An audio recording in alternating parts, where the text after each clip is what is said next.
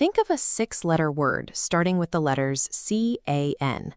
Almost instantly, your brain fills the gap, delivering a word like canvas or candle. This cognitive reflex is known as word reintegration. It is an entirely different mechanism from unscrambling a holistic anagram. You are taking a fragmented cue and completing the structure. To do this, you rely on what psychologist Endel Tolving defined as semantic memory, your unindexed internal dictionary of language, distinct from your memory of specific life events. Retrieving a word from this network operates much like a primitive database query. The speed of the search relies entirely on strict structural constraints. Early clinicians assumed the speed of this mental retrieval was tied to general intelligence, but experimental data proves the process is governed by rigid mathematical algorithms. Your ability to quickly think of a word does not measure creative brilliance. It is a highly predictable output dictated by the structural dimensions of your mental dictionary. That structural search is limited by two distinct metrics: cue frequency and cue versatility. Cue frequency is the raw statistical probability of a specific letter cluster appearing in general text. Cue versatility is the absolute number of different valid words that contain that specific letter cluster. It measures the total size of the available orthographic pool. For years, researchers operated on the assumption that retrieval speed was strictly a function of cue frequency. The data points to a different mechanism, the interstructural associative paradox, or ISAP. The core tension of the ISAP is that the exact same orthographic pool size will either drastically accelerate your recall or completely paralyze it, depending purely on the constraints of your task. To accurately model how human memory truly operates, we have to look past the frequency of a letter cluster and focus on its versatility. Consider a free response task.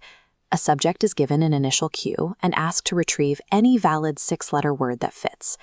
Plotting Gene Topper's data reveals a clear baseline. With low versatility cues, subjects average 28 seconds to retrieve a word. With medium versatility, latency drops to 16 seconds. At high versatility, retrieval time falls to 13.6 seconds. Splitting this data by cue frequency reveals an anomaly. A low-frequency cue only causes problems when the pool size is very small. This happens due to basic statistical probability. A larger orthographic pool provides a much denser array of acceptable targets residing in long-term memory. Because the subject is allowed to pick any valid word, the brain executes a simultaneous scan. It processes multiple pathways at once until it registers a single random hit. In a free response environment, semantic abundance removes friction. The larger the pool, the faster the cognitive processing speed. This raises a secondary question. Out of hundreds of possible options in a massive pool, which specific word does the brain naturally select? This chart compares two variables across versatility levels: the average frequency of the available pool against the frequency of words subjects actually produced. Notice the massive gap. Subjects reliably emit words far higher than the pool's statistical average. This is a documented cognitive bias known as the spew hypothesis. During a random, unconstrained scan, the brain prioritizes highly familiar, high-frequency data. While the size of the pool acts as the engine driving retrieval speed, this frequency bias acts as the steering wheel, dictating the exact nature of the output. Watch what happens when we change the constraints. In a target-response paradigm, the subject is given a cue, but now they must retrieve one specific, predetermined six-letter word. This chart plots the number of successful target retrievals. For cues with low versatility, subjects find the target word relatively often, but as versatility increases, the success rate drops drastically. High versatility pools yield the lowest possible rate of retrieval. This systemic collapse of efficiency is the crux of the interstructural associative paradox. The exact same massive pool that accelerated free response now guarantees failure.